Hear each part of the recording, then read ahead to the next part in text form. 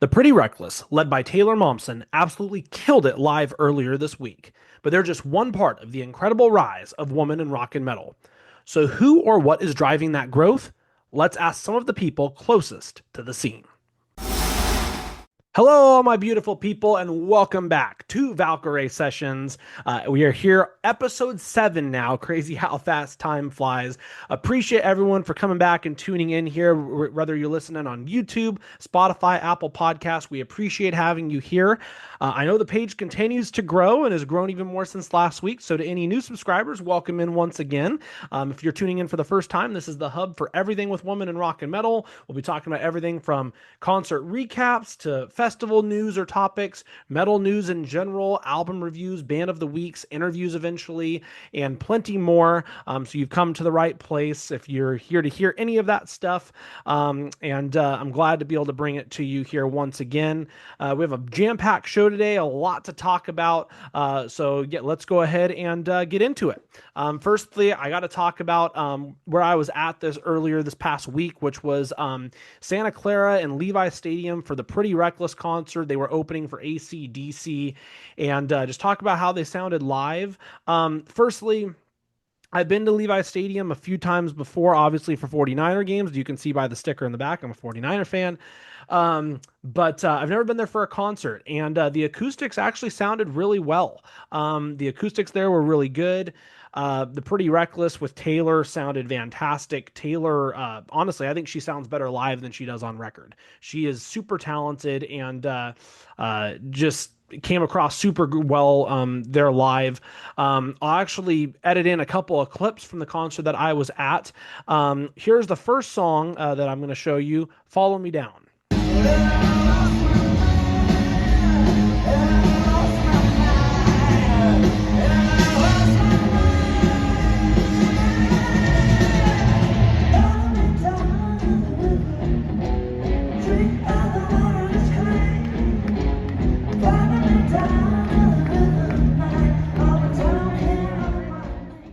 So, as you could tell, I'm not a person that is going to record an entire song. I'm not a big fan of, I know that there's some people that do that, but I'm not a big fan of that because A, how much you actually going to go back and watch or listen to that in the future, and B, you're there to experience what it's like in person. You don't need to be on your phone the entire time. Getting a few clips now and then, those totally fine, and I of course did that. But yeah, Follow Me Down sounded great. One thing you'll notice with that is the crowd definitely had not filled in yet. It filled in more as the concert kind of progressed by the end, but it still wasn't full, definitely until AC/DC went on.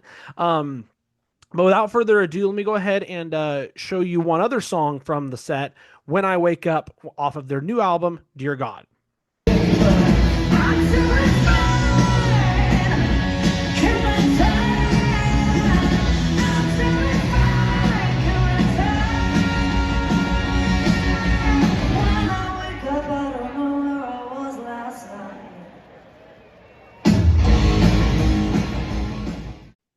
So yeah, as you could tell, the chorus of "When I Wake Up," really good song there too, live. I genuinely think that they sound better live than they do on record. One thing that was noticeable is Ben Phillips, their guitarist, the guitar solo that he did that during Heaven Knows, and that sounded really good. It was probably about 4 or 5 minutes long. One other thing about the crowd, I can notice, some people that there was like a guy in front of me, for example, in the row in front of me that was chanting for AC/DC for the first half of the set. And it's like, dude, there's another band on right now. Like, give them a try, right? But I think a lot of people did, and they were impressed by the end. Like when that guitar solo went on and Taylor, did the end of Heaven Knows, that dude was up on his feet, was, cheering for him and whatnot. There were a lot more people I saw up on their feet, dancing around or vibing to the music, throughout the set. So they definitely brought the people on their side for sure and started, people started really, digging what they were putting out there. And that's the great thing about being on a tour with a band like AC/DC that has tens of millions of monthly listeners is you're going to be exposed to hundreds of thousands of new people that have never heard you before, and that's only going to help you grow and get discovered as a band. And that's obviously the case for the Pretty Reckless here with AC/DC. And yeah, so it was a really good set. The set list included Death by Rock and Roll, Since You're Gone, Follow Me Down, For I Am Death, When I Wake Up, Which Is Burn, Make Me Wanna Die, Heaven Knows, of course, that's the one that had the guitar solo, Going to Hell, and then About You, which they actually recorded the music video for while they were there in Santa Clara. That was cool. Taylor came out with a Joe Montana jersey, and they got a photo of everybody in the crowd. And she mentioned that they were going to be doing their music video for that there. So that was pretty fun. The only other thing I'll say, it was a little disappointing that there was no merch for the Pretty Reckless there. There was plenty for AC/DC, but none for the Pretty Reckless. They're actually one of the few bands I've really liked for a while now, probably a decade, maybe more, that I still don't have merch of, which is okay because I'll be getting some soon. But no, they sounded great. It was a fun concert to go to. Took public transportation down, as if you're driving straight to Levi Stadium, it's not the easiest place to get to for sure. But they were good. And then AC/DC came on after that, and they sounded fantastic as well. Angus Young, I posted it on my personal Instagram story this past week, but that dude's my spirit animal. He's like 71 or 72 years old, and he still did like a 20-minute guitar solo after Let There Be Rock. And I mean, they played all their hits. Brian Johnson, 78, still sounds great. The touring musicians that were with them were solid as well. Drums were great. And then they also did a little some fireworks at the very end when they did the encore of TNT. And for those about to rock, we salute you. They did fireworks at the end, which was great as well. So fantastic show. Superb to see those guys live, and definitely knocked something off my bucket list being there for sure. So great time. From something pretty positive, unfortunately, having to now move to something negative, we need to talk about this, though. Editorial staff has been gutted for Alternative Press, Brooklyn Vegan, Revolver, and Goldmine. I have a couple of stories here, the first of which is from Pitchfork. So let's go ahead and get into this. Music publications Revolver and Goldmine have also been gutted by owners Veeps and Live Nation, while Brooklyn Vegan Alternative Press hit with mass layoffs. Music publications, Brooklyn Vegan, Alternative Press, Revolver, and Goldmine have been gutted by parent company Veeps, according to various sources. Nearly all staff at each publication appear to have been laid off yesterday. Veeps, which is now part of Live Nation, seems to have owned the publication since 2024 or 2025. Pitchfork has emailed Veeps and Live Nation representatives for comment. Emails to Brooklyn Vegan staffers, with the exception of founder Dave Levine, bounced back. Veeps was founded by Good Charlotte's Benji and Joel Madden and has operated for many years as a ticketed live stream platform. Publicist Jacob Daneman mourned Brooklyn Vegan on X last night. This came out about a week ago or so, this article. He stated, quote, "R.I.P. Brooklyn Vegan. Absolutely bewildering. Thinking of all the great people there and the unparalleled music coverage they've done over the years. Utterly unceremonious and moronic actions by Veeps." Each publication has a storied history and a more or less unwavering mission that has endured for multiple decades. Levine founded Brooklyn Vegan in 2004 at the peak of the area's rock revival in New York. Revolver, founded as a general interest rock magazine in 2000, has been a hard rock and metal institution since the following year. Goldmine has been publishing a physical newspaper and more recently magazine for record collectors since the mid-1970s. Alternative Press was founded in Cleveland in 1985 and remained in the city until its acquisition by another Madden's company, the Veeps parent MDDN, around 2020.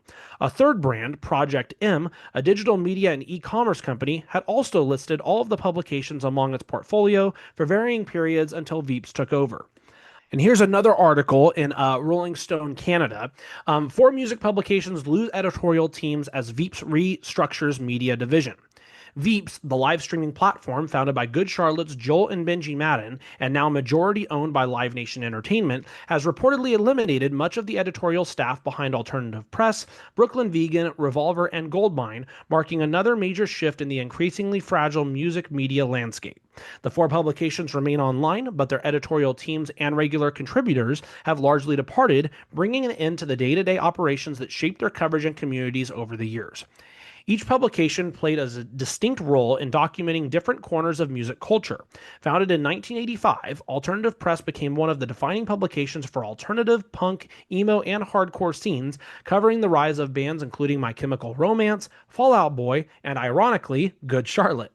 For generations of fans and a vast majority of music writers, the magazine served as a guide to emerging artists and underground movements before they reached the mainstream. Brooklyn Vegan, launched in 2004, became one of the most influential independent music websites of the indie era, with a focus on new artists, underground scenes, and live music coverage. Its concert photography, festival reporting, and daily news updates made it a key resource for fans and music alike. Revolver, founded in 2000, built a devoted following around hard rock and heavy metal, while Goldmine, established in 1974, was a trusted and respected source for collectors, vinyl enthusiasts, and fans of classic rock history. The changes come as music media continues to face significant economic challenges. Over the past decade, many publications have reduced staff, moved away from traditional editorial models, or shifted towards branded content and other revenue streams as advertising revenue has declined. For independent and specialist music outlets, this is a heavy blow. While streaming services and social media platforms have transformed how audiences discover artists, traditional music journalism has continued to play a vital role in providing context, criticism, and long-form storytelling. Veeps entered the publishing space after acquiring Alternative Press in 2022, later adding Revolver and other music media brands to its portfolio. The company's expansion into editorial was thought to be part of a trend of entertainment companies investing in direct relationships with fans through content, live events, and digital platforms, something Veeps would have been well positioned to do. After Veeps was acquired by Live Nation in 2023, the company became part of one of the largest entertainment organizations in the world, with operations spanning concert promotion, venues, ticketing, and artist services.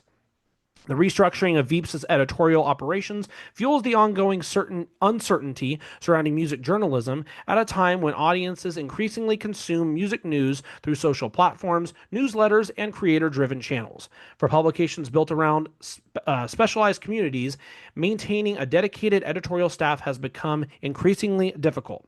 So, as you can see, obviously this is incredibly sad. And I can relate to this, while I'm only a freelancer now, I used to be more of a full-time sports journalist, and I was actually let go by my company because of downsizing. This is something that's hit all sorts of journalism. I majored in journalism in college just before COVID, and it's a damn shame to see how much media has just died a death in this past decade in the sense of jobs getting cut left and right. Some of those jobs are, to save money, even though I think a lot of these corporations have plenty of money to pay an actual human being. But also some of it is AI too. I've seen AI that's, now writing sports articles, for example, and stuff. Greed and AI, which in some ways go together, have really hurt the journalism industry. One other thing that's a damn shame about this, I mentioned, some companies maybe don't have the money to pay, people. Joel and Benji Madden have a combined net worth between $80 and $100 million. You can't tell me they could have kept some of these people on staff. I'm sorry. It's just the greedy part of it is sad. And all of these outlets are there to do the job of what we're all trying to do, which is cover these great artists in rock and metal and bring these communities together. And I think it's a darn shame that, these people lost their jobs. I hope they land on their feet. So yeah, it's definitely something sad to bring up, but I had to talk about this, as it's news, it's new, and it affects, people in this industry. So, that's going to do it for that. But let's go ahead now and transition into something back kind of more on the fun side. And that's, we're going to do something new this week. So, as anybody knows who's tuned into the podcast multiple times, most weeks I'm doing a topic related to festivals, talking about, the idea of certain things with Valkyrie Fest when that becomes a thing, or the ideas of how to make certain festivals better. This week, though, I'm going to switch it up. I'm going to do a monthly installment, and this is the first one of Valkyrie Bingo. That's right. So we're going to play some bingo this week, and we're going to talk about, where you would end up on this bingo sheet, what you've done, what you haven't done on this sheet. I made a custom bingo card, and some of these things apply to me, some don't apply to me, as I'll go through. So with that being said, let's go ahead and get into this here and talk about all these things on this card. So number one, spent over $100 on merch. Now, throughout the time of everything that I've bought, from shirts to, wristbands to jackets to posters and everything, CDs. I've definitely spent hundreds of dollars on music merchandise, probably even a little more than that. But at one time, I can't say I have. I know I've spent like $60 to $70 at one time on merch, but I don't think I've ever spent 100. So that one does not apply to me. Another one that doesn't apply to me, camped at a festival. And part of that is, as I'll get into later, I've never flown to see a show or a festival because the festival I've been to, which is Aftershock, is close to me. So I've been able to travel and just go to the festivals that way and have some friends that live down in the areas where I've seen these festivals. So this does not apply. I have flown, and camping is obviously not applied either. Made 3+ new friends at a concert, have definitely done that. The great thing about going to concerts or festivals is you get to talk to other fans about the backgrounds that they have through, loving the genre, loving their band, or getting even recommendations for listening to other bands that may be at that festival that day. So I've definitely, met some new friends and have some new friends based off of, people I've met at concerts and festivals for sure. So that's great. Next up, owns vinyl. Yes, I do. I think I only own 2 or 3 records. My parents own a lot more.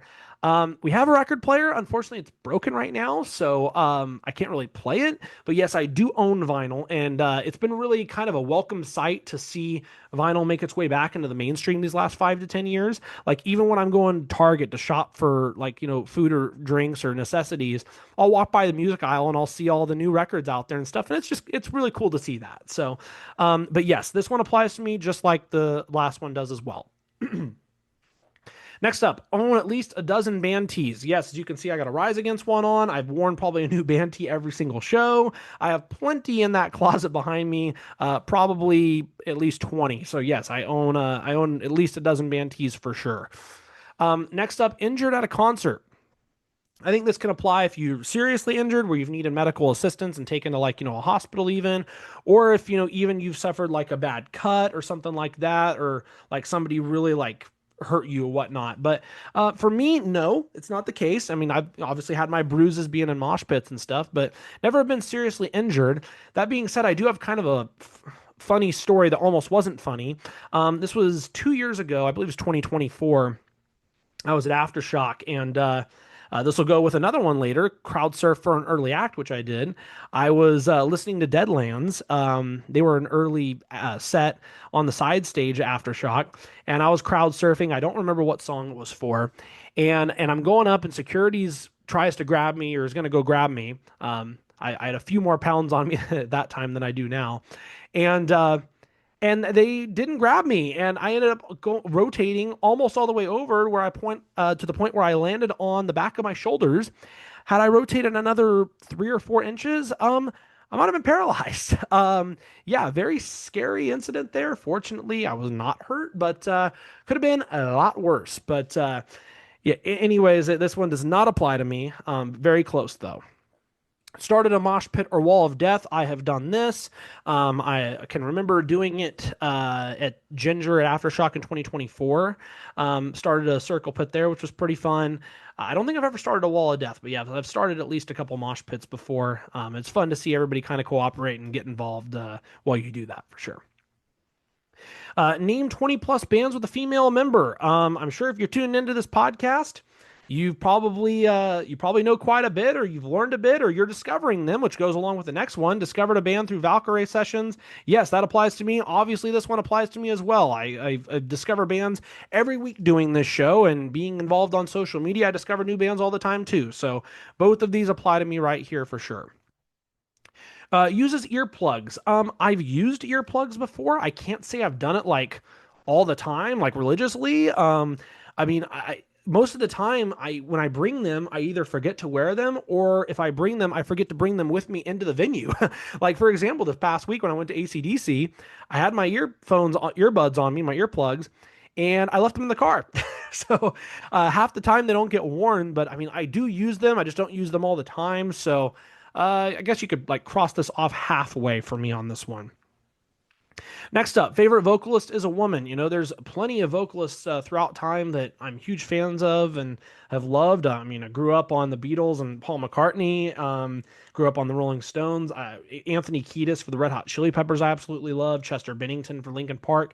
All great vocalists. However, Amy Lee and her majestic voice is definitely at the top for me. She is my favorite vocalist. I wouldn't say by a mile, but at least maybe by a kilometer. We'll go to some European metrics there for that one, but no, she's incredible. She's my favorite vocalist by far. So this one applies to me for sure. Wore black in 100-degree heat. And I'm going to interpret this as you do it all the time. So when I wrote this down, I was thinking that's what I was thinking is if you do it all the time. No, I definitely don't. Have I done it? Of course I have.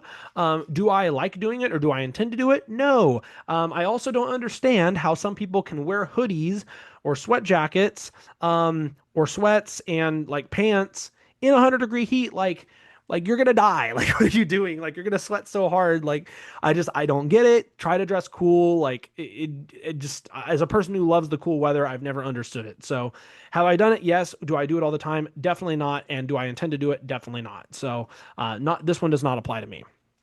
And of course, we have our free space here in the middle. From there, we go to been to a stadium show. This was not something I had on my list until this past week. I can now cross this off. I've been to a stadium show since I just went and saw AC/DC. So this does apply to me.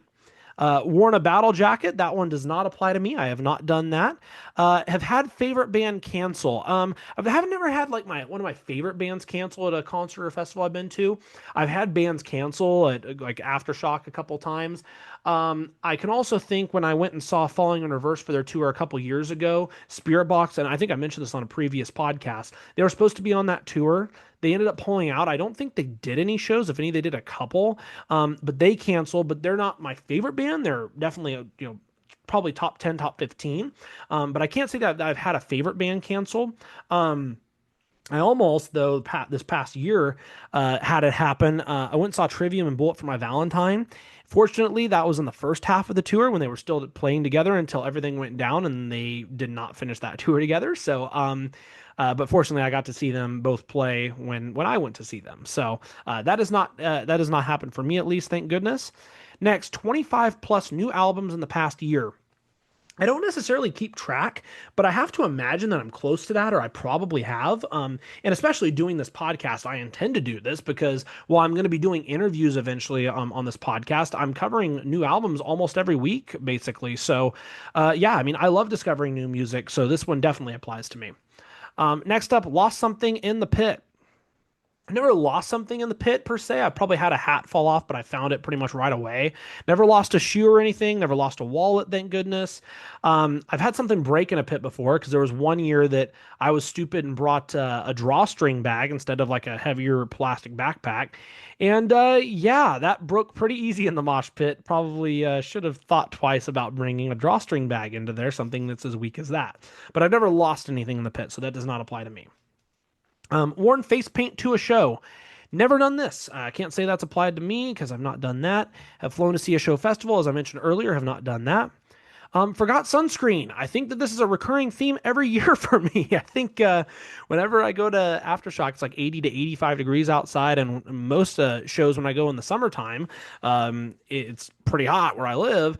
And I feel like that I always intend to bring sunscreen and never do. And fortunately, I'm not someone that like sunburns a lot, except for my neck. And half the time my neck's on fire and I always regret it, but I just never remember to bring down sunscreen. So yeah, that one applies to me, unfortunately. Crowd surf for early act. That applies to me, as I mentioned earlier. Seen the same band live 5 times. I think there's only one band I can think of that I've done this, and it's Breaking Benjamin. I've seen them, saw them back in 2016. I saw them open for Five Finger Death Punch. I think that was 2018. I've seen them twice at Aftershock, and then I saw them, I think it was a couple of years ago with Ginger and Disturbed. So that's 5 times, and I feel like I'm probably forgetting one other time too. I don't think there's anybody else, though. I think they're maybe the only band I've seen live 5 times. I've seen a few others 3 or 4 times, but never 5. So they're the only one, but that does apply to me. Met at least 5 vocalists. I don't think this one applies to me either. I've probably met 3, maybe 4. I met Casey Carlson of Deadlands. I've met the lead singer of Tesla, actually, back when I was a kid. I went to the AAA All-Star game in Sacramento, and I think that They did the national anthem, I want to say, or throughout the first pitch. And then I've met another band who actually used to be friends with a couple of the guys, Nerve. I've met their lead singer Dylan before too. We've had a couple talks. I did an interview with the whole band on an old podcast that I once hosted. So yeah, those are the only three I can think of. Maybe there's more, but I don't think I've met five. And then finally, weather has delayed a set. I've been very fortunate that this has not happened to me. There's been some extreme heat that I felt like I've wanted to not be there sometimes at certain sets, but never any rain or anything. I mean, I've maybe faced a drizzle or a sprinkle one year at Aftershock, but I don't think I can't think of any time weather's delayed a set for me. So fortunately, that has not been the case for me. So how many did I apply to here? So these three, so that's three, 4, 5, 6, we'll say seven, 8, 9, 10, 11, 12, 13, 13. So for me, it's 13. So with that being said, let's go through what the scores should be here for your Valkyrie score. So if you have 0 through 5, you're a new recruit.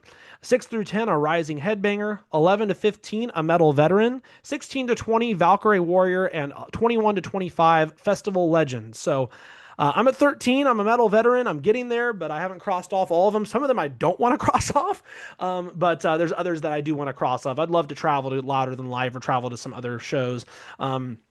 I'd love to go to the Sphere in Las Vegas. That'd be a cool place to check out. Red Rocks in Colorado and Hollywood Bowl down in SoCal. Those are all places I would love to go see some shows and eventually plan on doing so in the future. So, yeah, let me know if you like that, though. Valkyrie Bingo, if you have some ideas to throw on bingo cards in the future, to comment them down below. Shoot me a DM on Instagram at Valkyrie Fest. Maybe I'll eventually do some themed Valkyrie bingos on here too. So, yeah, let me know your thoughts on that one. And also let me know what your scores are. With that said, let's move on to the topic and the segment I'm most looking forward to this week. And that is, Valkyrie Voices. I did this a couple weeks ago. And it was great. I got some great responses from Lena Scissorhands of Infected Rain, Brittany Slays of Unleash the Archers, and Zoe Marie Fedorov of Catalyst Crime. And that was when I was asking all the artists, what is one thing that you wish more people would know about women in rock and metal? Well, I did get one more reply on that front this week, and it's from Lucy May, who's the lead singer of Closure, which is out of Sydney, Australia. She stated, quote, "I'd say representation is one of the most important things. Heavy music has room for everyone, so it doesn't become any less metal because women are a part of it. Seeing women on stage is so inspiring, especially for younger generations who might not have seen themselves represented before. I also think some people assume you have to choose between embracing femininity and being taken seriously, but you don't. You can be both, and neither should take away from your credibility as a musician." Again, like we heard a couple of weeks ago with some of the other responses, Lucy brings up the idea that metal is supposed to be for everyone. Having more women involved doesn't somehow make the genre less metal. It just means more people have an opportunity to be a part of this community. But I also like in the second part of what she said about femininity, because women shouldn't have to prove how metal they are by looking or acting a certain way. Whether someone wants to completely embrace their femininity or not shouldn't have anything to do with how seriously we take them as a musician. And then there's also the representation aspect. If a young girl goes to a metal show and sees somebody who looks like her absolutely killing it on stage, maybe that's the moment where she says, hey, I could do that too. I want to get into music. And that's how you continue growing the next generation of women in rock and metal. So yeah, a great response here. Big thank you to Lucy. Again, you could check their band out, Closure, out of Sydney, Australia. But the bigger part of Valkyrie Voices this week is I also wanted to reach out to metal media and ask a separate question. So I reached out to about 70 different photographers, writers, contributors, interviewers, influencers in general. A separate question, I asked them, in your opinion, what has been the biggest catalyst for the recent growth of women in rock and metal over the past decade? I got 3 replies. I imagine I'll get more, and whenever I do get more replies on either front, I'll mention them on these shows in the future.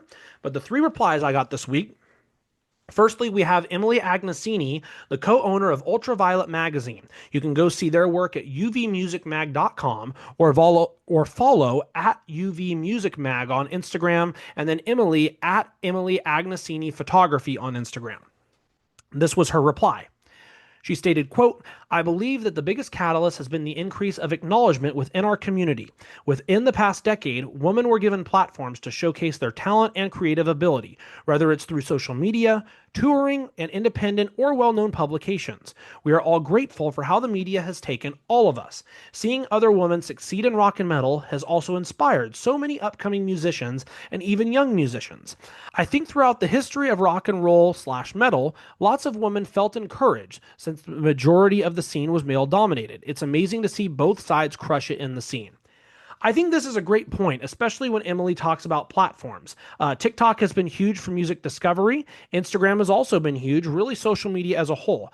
And I saw somebody actually, I think this was on Instagram, recently make the point that artists almost have to act as their own promoters nowadays because labels and booking agencies don't necessarily fund that early stage artist development the way that they once did. So now you're having a lot more artists that are, have to build that initial audience through social media and direct engagement with the fans. And I think that's been a good and a bad thing. It's obviously a lot more work for the artist, but at the same time, you kind of take out the gatekeepers there that are in the way.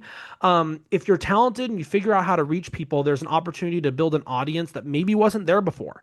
And then Emily also mentions publications, which I completely agree with. That's part of why it's such a shame to see some of that side of music media disappearing, like I talked about earlier in today's episode.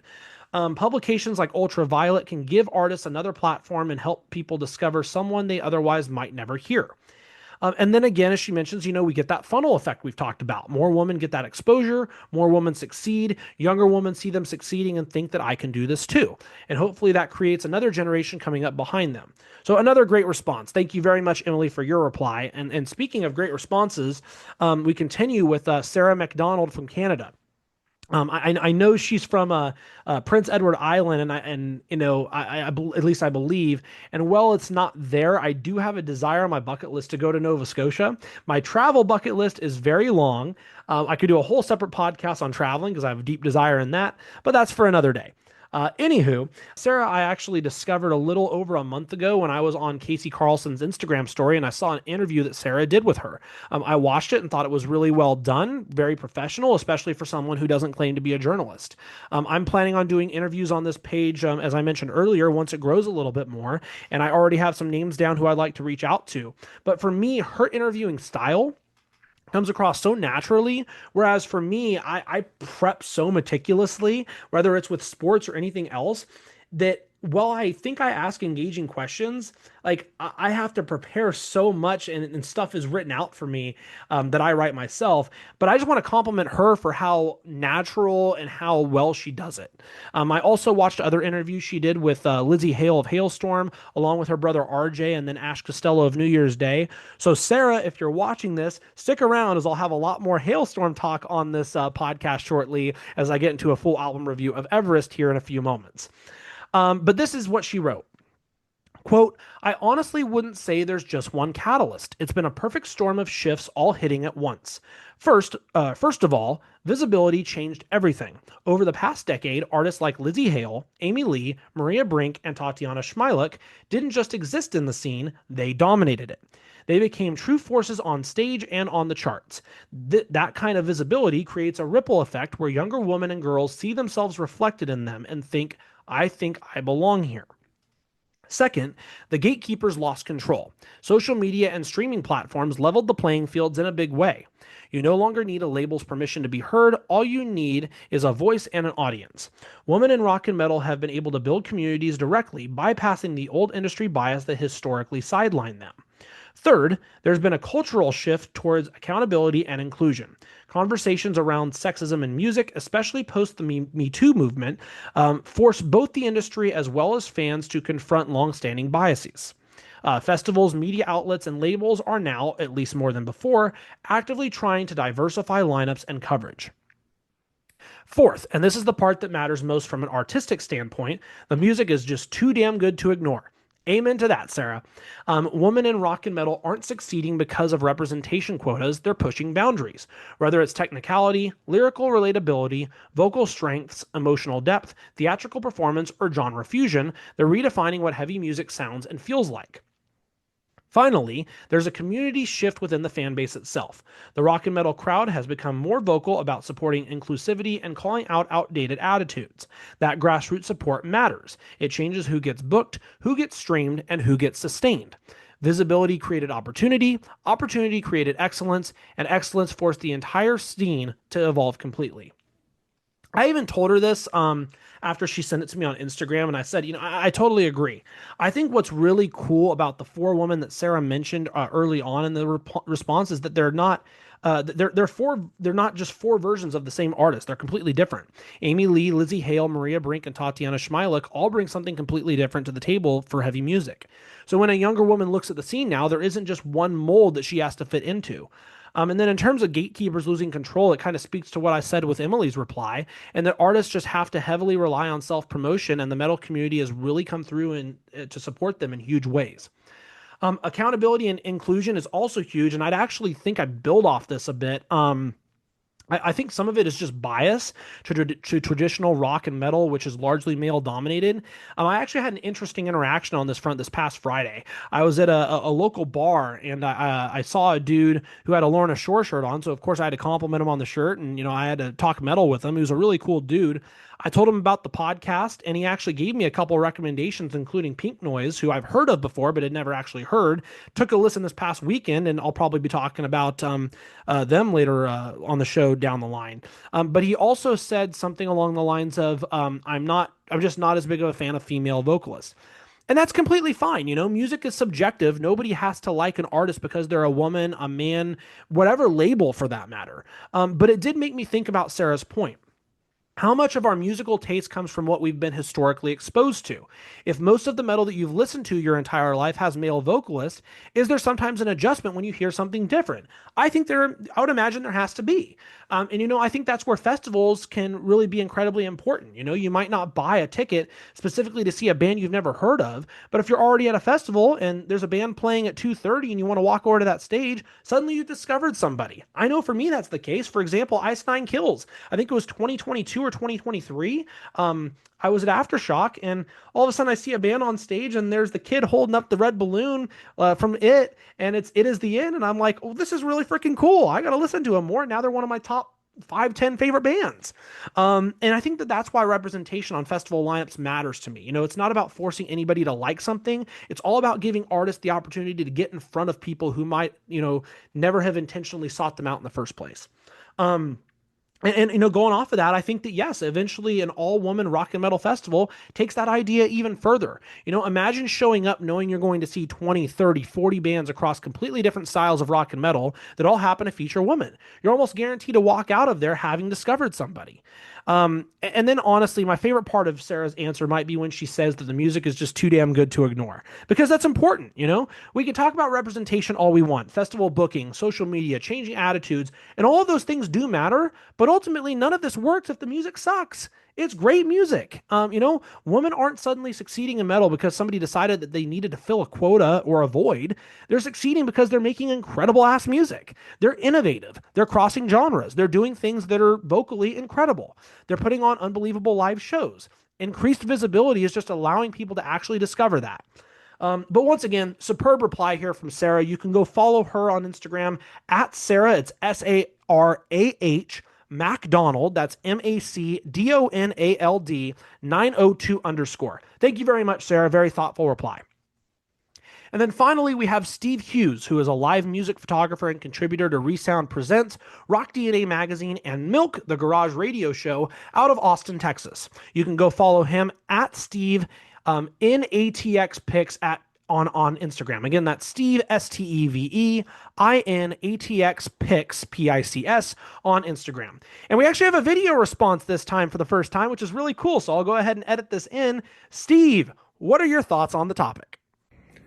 Hey everyone, my name is Steve Hughes. I am an Austin-based music photographer, and on Instagram I go by Steve in ATX Pics. I've been asked the question of why do I think women have been on the rise in rock and metal over the last decade? Well, for me, I think the biggest reason why has to go to the ladies that really blazed the trail for younger ladies today. Ladies like Joan Jett, Lita Ford, Pat Benatar, and even more recently, Lizzie Hale of Halestorm. They really have proven to young women that they too can succeed and thrive in this genre.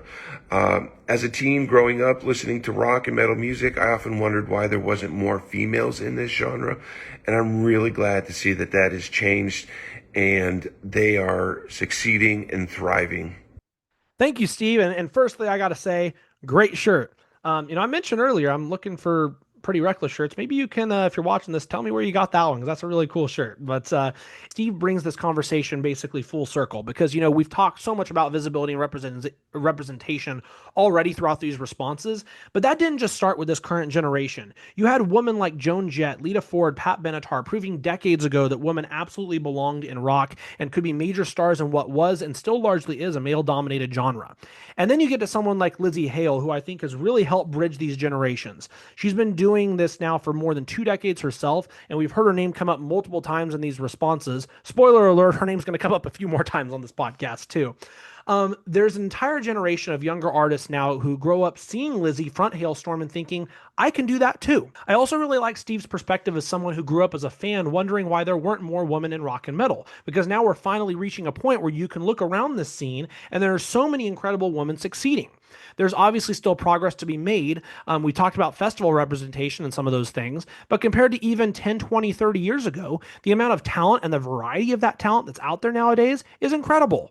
And I think that that's really the cycle that we've heard throughout Valkyrie Voices and these 4 replies today. One generation opens the door, the next generation just sprints through it, and then they hold that door open for whoever comes next. So once again, huge thank you to everybody who replied today. Going back to Lucy May of Closure, Sarah McDonald, Emily Agnesini, and Steve Hughes. Appreciate all of you. Thank you for everything you do for this genre. And I look forward to maybe getting some more replies on this front in the future.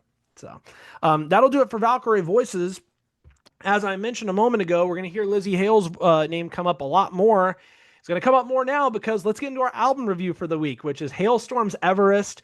Opposite of last week with Future Palace, this album review this week is of a band I've heard a ton of, which is Halestorm.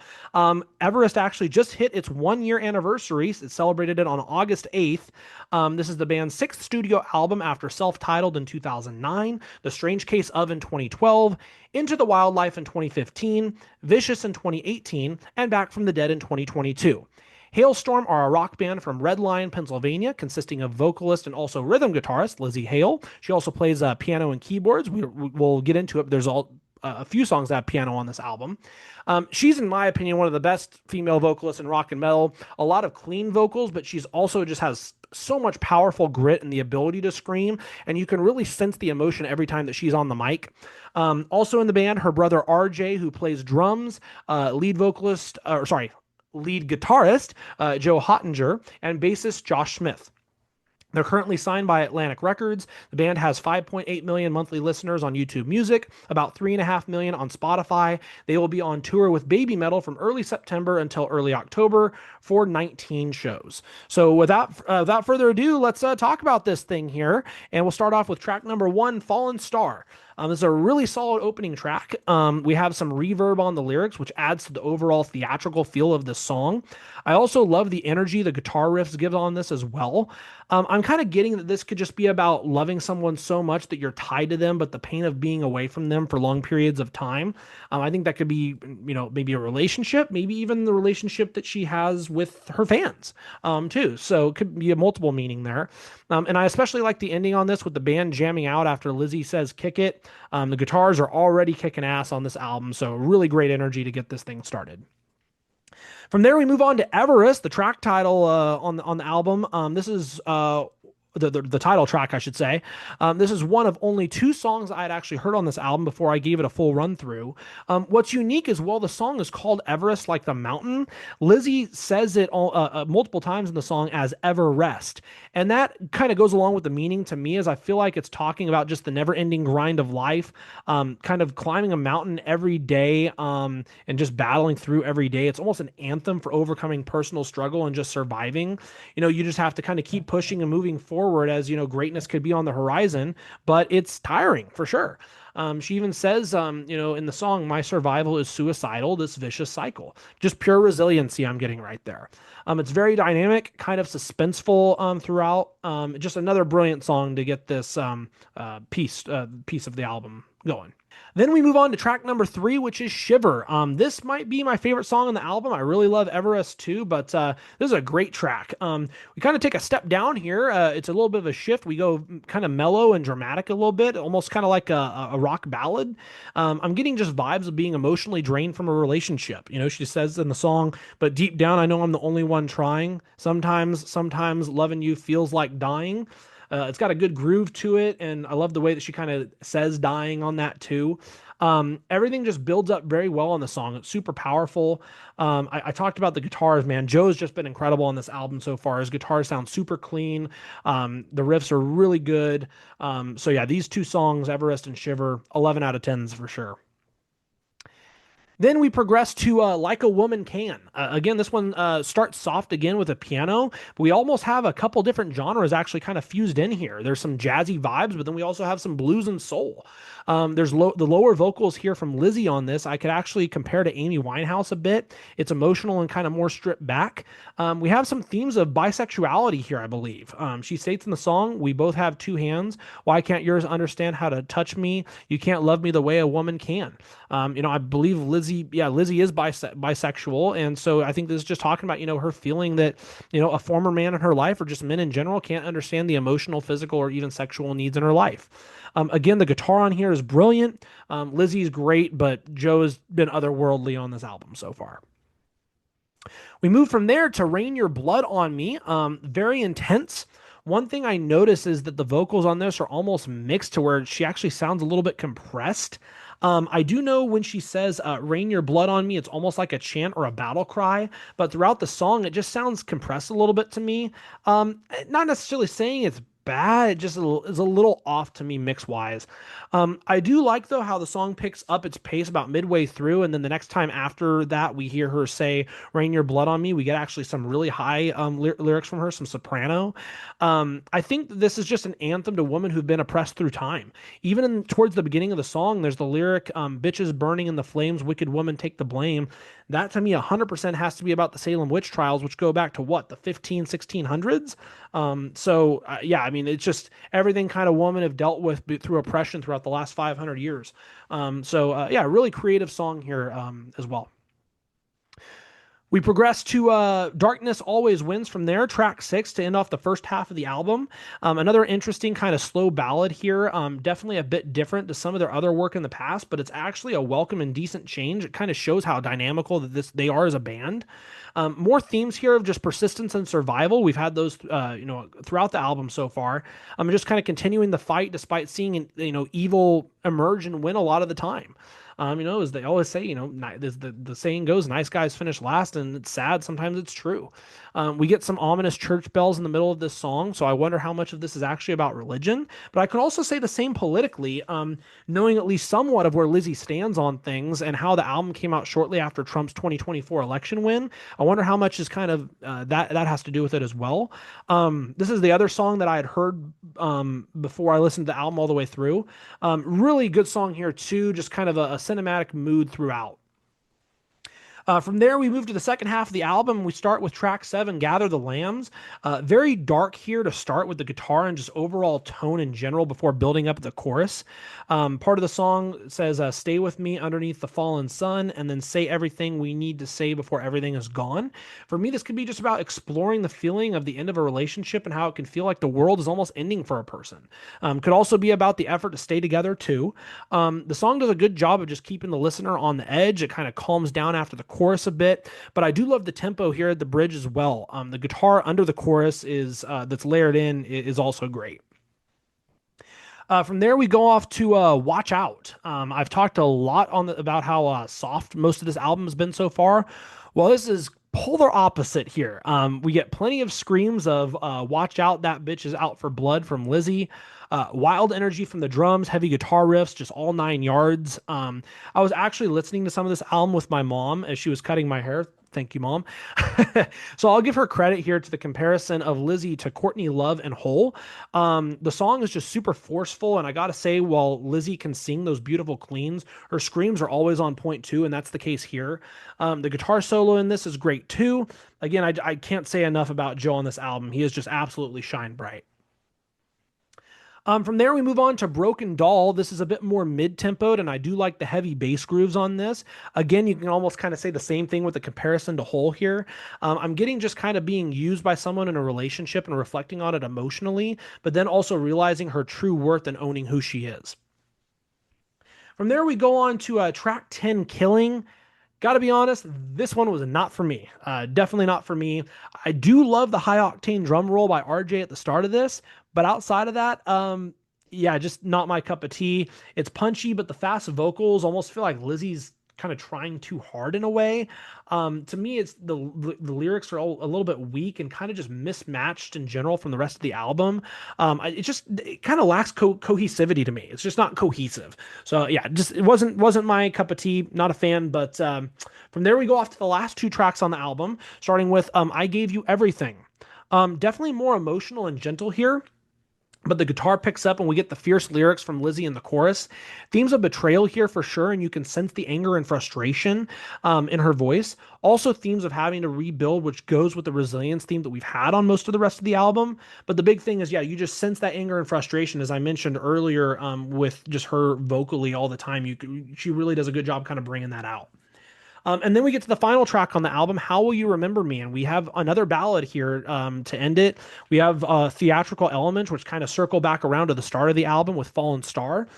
We also have piano on the start of this too, but her voice really shines through. I talked about, how dynamic the album's been with incorporating some other genres with, jazz, blues a little bit. On this, we actually have some country and folk influences here for sure. I get the sense of it just kind of being about the pressure to leave behind a good legacy. I think Lizzie's now 42, if I'm not mistaken. So I could see how this could be maybe about, just making everything that she does matter the most, try to make every moment count. I think it's very personal, it's very sentimental, and it's a perfect way to really close off the album. My overall thoughts, I feel like this has kind of been a theme recently with albums that I've covered and recapped as of late, but I definitely loved the first half more than the second half on this. I felt like, well, there were definitely certain things on this album that were out of place stylistically, some in more ways than others. Her vocals still shine the brightest, and the ballads on this were very welcome to the piece. Plus, the guitar from Joe was brilliant. It's definitely not my favorite album of theirs, probably not even top three, but it's still a solid piece of work that I'd recommend. I'm going to give it 7.75 out of 10, 7.75 out of 10. I actually haven't seen Halestorm, I think ever since 2023 or 2024, at least not since this was released. And I'd absolutely love to hear songs like Everest and Shiver live for sure. Those are definitely my top two tracks on the album, tracks 2 and 3. But overall, decent piece of work for sure. And with that being said, let's go ahead and lead to our final topic and segment of the week, and that's our band of the week. I know last week we covered Infected Rain as Lena Scissorhands was a part of the first segment of Valkyrie Voices. I want to continue that here and talk about Brittany Slays and her band Unleash the Archers. This is a metal band out of Victoria, British Columbia that formed back in 2007. It's led by Brittany Hayes, aka Brittany Slays, who does all the clean vocals. Grant Truesdell on guitars. He does the heavier vocals and screams. Andrew Kingsley Saunders on guitars. Also some clean vocals. I believe he and Grant both share lead and rhythm guitars at times. I can't confirm on that, but that's at least what I saw from some research. And then Nick Miller on bass, and then finally Scott Buchanan on drums. Quick aside, I mentioned earlier that I met the vocalist for Nerve, and I said a couple of them were friends of mine. I actually used to work with a couple of them. one of my friends who's in that band Nerve, who plays guitar and does some of the vocals, his name's Scott Buchanan as well, like the exact same name. I know it's not like a super uncommon name, but still, like, what a small world. It's just super funny. Anyhow, more with the band. They have 127,000 monthly listeners on YouTube Music, 173,500 on Spotify. They're currently signed to Napalm Records and have 6 albums, including Behold the Devastation in 2009, Demons of the Astro Waste in 2011, Time Stands Still in 2015, Apex in 2017, Abyss in 2020, which actually won Metal Hard Music Album of the Year at the 2021 Juno Awards in Canada, and then most recently, Fantoma in 2024. Definitely a lot of melodic metal here, some power metal, and I can draw some comparisons to Dragon Force, which is kind of funny because I can see some of the vocal cleans from Britney. And even though Alyssa, who's now of Dragon Force and used to be of Arch Enemy, she started with the Agonist, and there were times with that band that she would have, more cleaner vocals. And I can actually kind of compare Britney to Alyssa in that way, which is funny because now look at where Alyssa's at. She's with Dragon Force now, and I'm actually going to go see them later this year. So some comparisons I can draw definitely instrumentally, and maybe a couple comparisons still vocally, although obviously Alyssa is a lot more known now for her more harsher vocals that she's done, especially with Arch Enemy. Most popular song for Unleash the Archers, kind of have 2 of them. Awakening off of Apex, and then Northwest Passage is actually off of an EP titled Explorers in 2019. My favorite song of theirs, though, Tonight We Ride. It's off of Time Stands Still. You kind of get everything here from Britney's melodic soprano voice, the beautiful guitar riffs, a great guitar solo, and then some heavy vocals layered in the background a little bit too. So yeah, really good song. Definitely a band I recommend checking out. Unleash the Archers. Again, thanks to Britney for being a part of the first Valkyrie Voices segment, and your band kicks ass too. So that is pretty much going to do it for our show this week. Again, big thank you to everybody for tuning in. Big thank you to all the new subscribers too. The support on this channel has been overwhelming. The amount of people that have tuned in, I know a large part of it have been people from all the way out in Thailand that have tuned in from what I said about Nene Royal a couple weeks ago. I will let you know. I'm going on vacation next week, but I'm still going to have an abbreviated show, and I'll be talking about Nene and how she did on this week's episode of America's Got Talent. I'm recording this podcast Monday. America's Got Talent, at least here in America, comes out on Tuesday. So I know she's going to be a part of Howie Mandel's callbacks. I just watched last week's episode with some callbacks of a couple of the other judges. I know Sofia Vergara's callbacks will be tomorrow too. So I'll be having that next week. Also going to have some news regarding Within Temptation and their new album that'll be coming out soon. Probably a festival topic sprinkled in, and I'll be having another album review and band of the week as well. So you can definitely stay tuned for that. One other thing before we go, I mentioned last week that I was getting the TikTok started. It has not only started, we have a lot of posts up there now. So you can go follow Valkyrie Sessions on TikTok, and you can go check out all the posts on there. We'll be posting all the shorts that we've had from Instagram and YouTube. And then also we'll have some other posts on there in the future too. You can also go follow, as always, at Valkyrie Fest on Instagram. I invite you to like this video and subscribe to the channel if you like the content here. You can also listen on Spotify and Apple Podcasts if you're ever heading to work. Definitely appreciate all the support, and you can recommend this to other people too. I greatly appreciate that. But that's pretty much going to do it for episode 7. We'll have more coming up next week on episode 8. But until then, keep on rocking. Hope everyone has a wonderful week. Peace out, everyone.